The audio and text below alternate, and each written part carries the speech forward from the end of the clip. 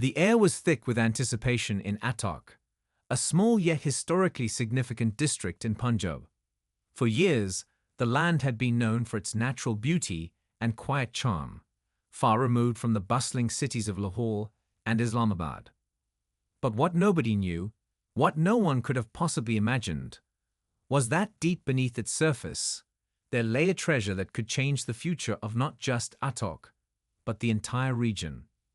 A discovery so profound, it would shake the very foundations of Pakistan's economy. The news had just broken. Massive gold reserves worth an astonishing 700 billion rupees had been found. In the heart of Punjab, Attock was about to make history. The news spread like wildfire. Initially, there was disbelief. People didn't want to get their hopes up. They had heard rumors before, whispers of untapped resources, promises of sudden prosperity, only to be let down by empty words and failed ventures. But this time was different. The discovery was confirmed, and the implications were immediate. The local government, the business community, and even the national authorities were suddenly on high alert. How would this newfound wealth be managed? Would it bring prosperity, or would it cause conflict? And most importantly, who would control this treasure? At the center of it all stood Adil Shah, the young, ambitious district commissioner of Attock. Adil was a man of vision, known for his innovative approach to leadership and his strong desire to see his community thrive. But with this discovery, he was thrust into a situation beyond his control, a situation that would test his integrity, his resolve, and his ability to navigate the complex web of political and economic power. As the news spread, Adil found himself facing pressure from all sides. Local businessmen were already circling, eager to get a piece of the gold. Powerful politicians from Islamabad were beginning to show interest, their eyes gleaming with visions of wealth and influence. And the people of Attock, many of whom had lived in poverty for generations, were wondering, would this discovery change their lives for the better, or would it just bring more chaos? But it wasn't just about the gold. The discovery had uncovered something far deeper, something that would spark a battle over resources, power, and fairness. The very existence of these gold reserves brought with it a range of questions that nobody had yet answered. How would the gold be extracted? Who would benefit from it? What role would the local communities play in its extraction? And how would their lives be impacted? And, as if the situation wasn't complex enough, Adil was about to learn that this discovery came with its own set of challenges, hidden dangers that no one had predicted. For decades, Attock had struggled with underdevelopment. Despite its rich natural resources, the area had been neglected by successive governments, its potential untapped. Now, however, the eyes of the nation were on Attock. In the blink of an eye, it had transformed from a quiet district to a focal point of national attention. The discovery of gold was not just a local event. It had the potential to affect the economy of Pakistan itself. And yet, even as promises of prosperity began to swirl around Attock, there was an underlying sense of unease. As Adil navigated the political labyrinth of his newfound role, he began to realize that this discovery might not be the blessing everyone hoped it would be. Behind the scenes, powerful forces were at play, forces determined to control the gold, to monopolize the wealth for their own benefit. Adil found himself tangled in a web of deceit, manipulation, and greed, as competing interests clashed in the battle for control of the gold. The local politicians were eager to use the discovery as leverage in the upcoming elections, while business tycoons sought to gain exclusive rights to the mines. Even foreign investors were eyeing the gold, seeing it as a way to capitalize on Pakistan's resource wealth. But perhaps the most dangerous players were the ones no one expected. The discovery of gold had set off a chain of events that would unearth a much darker history, a history of exploitation, corruption, and betrayal. As Adil dug deeper into the situation, he uncovered a conspiracy that reached back decades. Hidden alliances, secret deals, and long-standing grudges came to light, revealing that the gold was not just a newfound resource. It was part of a larger struggle for power that had been simmering for years. The tension began to build. With each passing day, the stakes grew higher. Adil was no longer just a district commissioner. He was a key figure in a national drama. The future of Attock, and perhaps even of Pakistan, now depended on his decisions. He was being pulled in multiple directions, from the local leaders who promised him support, to the national politicians who saw him as a pawn in their larger game, to the business magnates who believed the gold should be theirs for the taking. Each group had its own agenda, and each group saw Adil as a way to advance their cause. As the situation grew more volatile, Adil found himself in constant meetings, negotiating, planning, and attempting to manage the expectations of a rapidly shifting environment. Yet, no matter how hard he tried, he couldn't shake the feeling that the gold was more than just a financial resource. It had become a symbol of both hope and danger. It had the power to transform Attock, but it also had the power to tear the region apart. People had already started to protest, voicing their fears about who would benefit from this discovery. The working class, who had suffered for so long, wanted to make sure they weren't left behind. The youth, many of whom had fled Attock in search of better opportunities, were returning, eager to get involved in the newfound wealth. And yet, the wealth was not without its cost. The discovery had already begun to draw in the powerful, those whose interests didn't align with the people of Attock, but who saw the gold as a means to further their own power. As Adil sat in his office one late afternoon, staring out over the sprawling district of Attock, he knew the real challenge was only just beginning. The gold reserves could mean a brighter future for his people, but the forces aligned against him, and against the people, were growing stronger by the day. The choices he made in the coming days would determine whether Attock would rise to prosperity, or whether it would fall victim to the very forces that had kept it down for so long. Just as Adil was about to make a decision on how to proceed, his phone rang. The voice on the other end was calm, but there was an edge to it. "We need to talk," the voice said. "The gold, it's not just a discovery. It's part of something much bigger. You don't know who you're dealing with." A chill ran down Adil's spine. The walls had started to close in, and he had a sinking feeling that the truth about the gold, and the forces behind it, was far more dangerous than he had ever imagined. The phone call ended abruptly, and with that, everything in Attock seemed to change once more.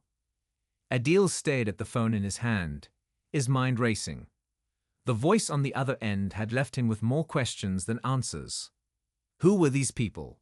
And what did they mean by saying the gold was part of something bigger? The more he thought about it, the more the weight of his responsibility seemed to grow. The gold, which had initially appeared as a blessing for Attock, now seemed like a trap, one that could pull the entire district, and perhaps the nation, into a crisis. The next few days were a blur of meetings, phone calls, and endless negotiations.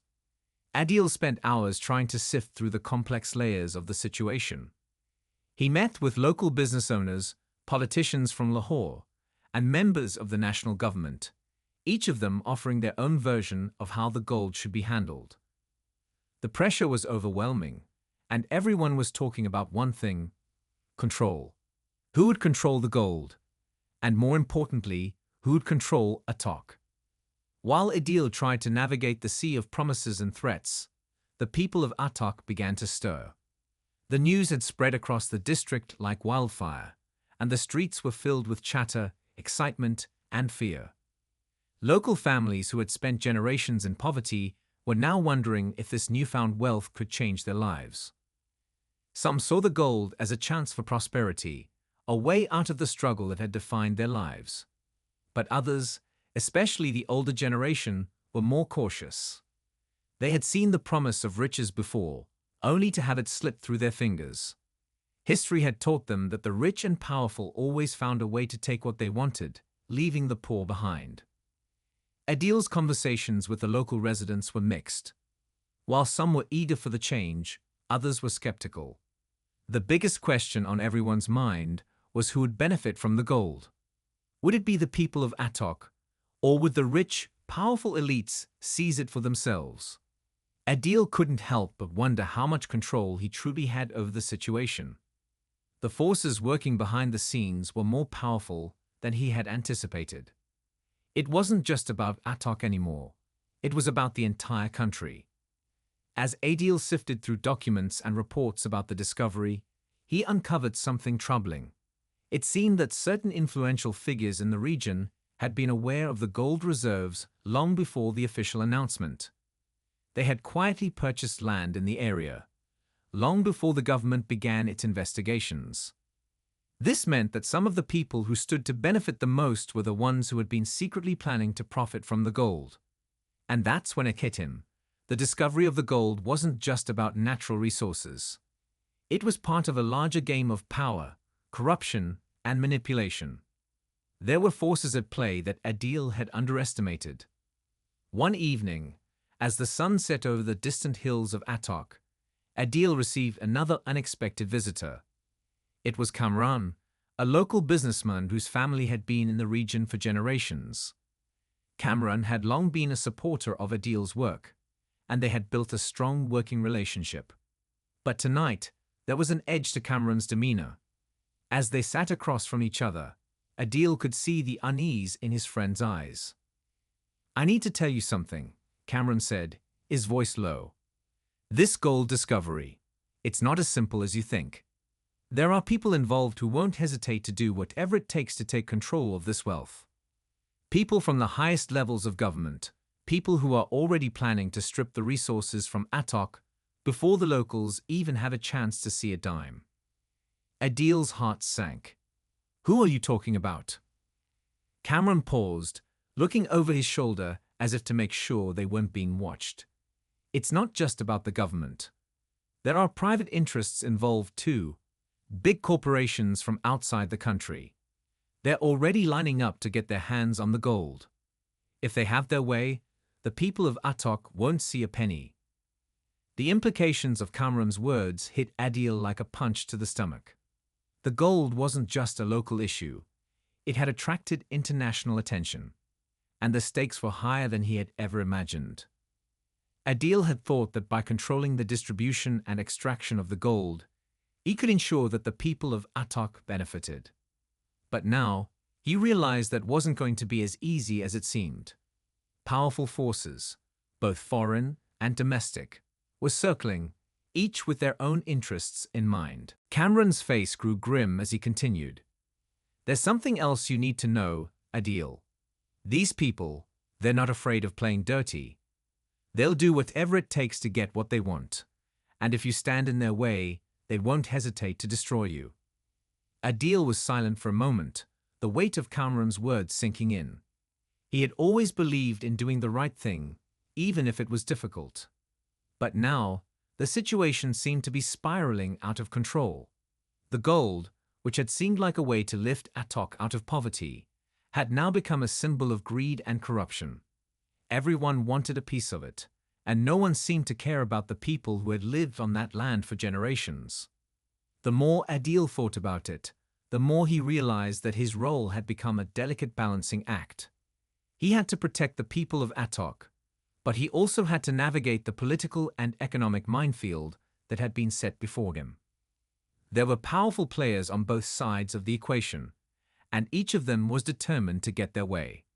And as much as Adil wanted to make a difference, he was starting to feel like a pawn in a game far larger than he had ever anticipated. In the coming days, Adil worked tirelessly to meet with local leaders, government officials, and business figures. But with each meeting, the pressure grew. Tensions were rising on all sides. The local residents were growing restless, eager to see tangible benefits from the discovery, while the political leaders in Lahore and Islamabad were beginning to jockey for position. Everyone was scrambling to claim a piece of the gold, and no one seemed to care about the people who had the most at stake, the residents of Attock. The situation reached a boiling point when a group of local activists organized a protest in the heart of the district. They marched through the streets, demanding that the gold be used to benefit the people of Attock, not to line the pockets of the wealthy elites. The protesters clashed with police, and soon, the situation escalated into violence. As Adil watched the chaos unfold from his office, he felt the weight of the moment press down on him. The gold was no longer just a resource. It had become a symbol of everything that was wrong with the system. The climax was fast approaching. Adil knew he had to make a decision, and he had to make it soon. The future of Attock, and perhaps even the nation, was hanging in the balance. Would he stand firm against the forces of greed and corruption? Or would he succumb to the pressure and allow the gold to be stolen from the people it was meant to help? As the sun dipped below the horizon, Adil stood on the balcony of his office, looking out over Attock. The future of the district, the future of the people, and perhaps even his own future, was uncertain. The choices he made in the coming days would determine everything. And as he stared into the fading light, he realized that the battle for Attock's future was far from over. It had only just begun. As Adil stood in his office that night, the weight of the decision ahead pressed on him like a heavy fog. The protests had only intensified, and the streets of Attock were alive with tension. The people were angry, feeling betrayed, and Adil knew they had every right to be. After all, the gold had been discovered under their feet, in the land that they had called home for generations. Yet, no one had consulted them about how it would be used. Everyone, politicians, businessmen, and foreign investors, seemed to think they could take what they wanted without considering the lives of those who had lived in poverty for so long. The news was everywhere now. The discovery of the gold had made national headlines, and Attock had become the focal point of a battle for wealth and power. The local authorities, the government, and even international corporations had their eyes set on this newly discovered treasure. But as Adil looked out at the chaos unfolding in his district, he realized that it wasn't just about gold anymore. It was about justice, fairness, and whether the people of Attock would be able to claim their rightful place in this new world of wealth. In the days that followed, Adil continued to meet with leaders, each of them pushing their own agendas. The local business magnates tried to sway him with promises of prosperity for Attock, while politicians from Islamabad were more interested in using the gold for their own political advantage. The foreign companies were more direct, offering him large sums of money to allow them to control the extraction process. It was all becoming too much. Every person he met seemed to want a piece of Attock, but none of them seemed to care about the people who had lived here for generations. And then came the final, shocking revelation. The government, in collaboration with several powerful businessmen, had secretly begun negotiations to sell the rights to the gold reserves to foreign investors. The deal was nearly done, and in the fine print, it was clear that Attock's residents would get nothing, no jobs, no benefits, no share of the wealth they had uncovered. Adil's heart sank as the realization hit him. His worst fears had come true. The gold was not going to change Attock. It was going to exploit it further. Adil knew that he couldn't allow this to happen. He had a choice to make: allow the powerful to steal the wealth of his people, or stand up and fight for what was right. The people of Attock were counting on him, and for the first time, Adil felt the true weight of his responsibility. This wasn't just about gold. This was about fairness, integrity, and the future of his community. He made a decision. Adil knew that the only way to take control of the situation was to expose the corruption and fight back, no matter the cost. The very next day, he called an emergency meeting with the local community leaders, activists, and even journalists who had been following the story. The room was filled with tension, but as Adil spoke, something changed in the air. For the first time, it felt like the people were united, not just by the discovery of gold, but by the belief that they deserved a future built on fairness and opportunity. With the media backing his efforts, Adil went public with the information he had uncovered about the secret deal. The news spread like wildfire, and within hours, the scandal was all over the news. The government had no choice but to respond. Politicians were forced to deny their involvement, but the damage had been done. The public outcry was deafening. The people of Attock were no longer willing to be ignored. In the days that followed, a series of investigations were launched. Local officials were held accountable for their roles in the scandal, and the foreign corporations that had attempted to seize the gold were forced to back down. Adil worked tirelessly to ensure that the people of Attock would have a voice in how the gold was extracted and used. It wasn't an easy fight, but slowly, things began to change. The people of Attock were no longer just passive onlookers. They were part of the conversation, part of the solution. In the end, a fair agreement was reached. Adil, alongside local leaders and community representatives, helped negotiate a deal where a percentage of the profits from the gold would go directly to the residents of Attock, funding schools, hospitals, and infrastructure projects. The wealth from the gold would not only enrich the powerful, but would also empower the people who had been overlooked for so long. It was a hard-won victory, but it was a victory nonetheless. As Adil stood on the balcony of his office once again, looking out over Attock, he realized that the gold had not just changed the district, it had changed him. The journey had been filled with challenges, moments of doubt, and intense pressure, but it had also shown him the power of standing up for what's right. Attock had its gold, but the true treasure was the unity and strength that had emerged from the fight. Adil knew that the road ahead would not be easy. There would always be those who sought to exploit the resources of Attock for their own gain. But as he looked at the faces of the people who had stood by him, he knew that together, they had turned the discovery of gold into something much more meaningful. It was a testament to the resilience of a community, a reminder that when the people come together and demand change, even the most powerful forces cannot stand in their way. The story of Attock's gold was not just about wealth. It was about the fight for justice, the power of community, and the reminder that true prosperity lies not in resources beneath the earth, but in the strength and unity of the people who call that land home. The battle may have been won, but the journey of rebuilding Attock had only just begun. And as the sun set over the hills once more, casting a golden glow over the district, Adil couldn't help but feel hopeful.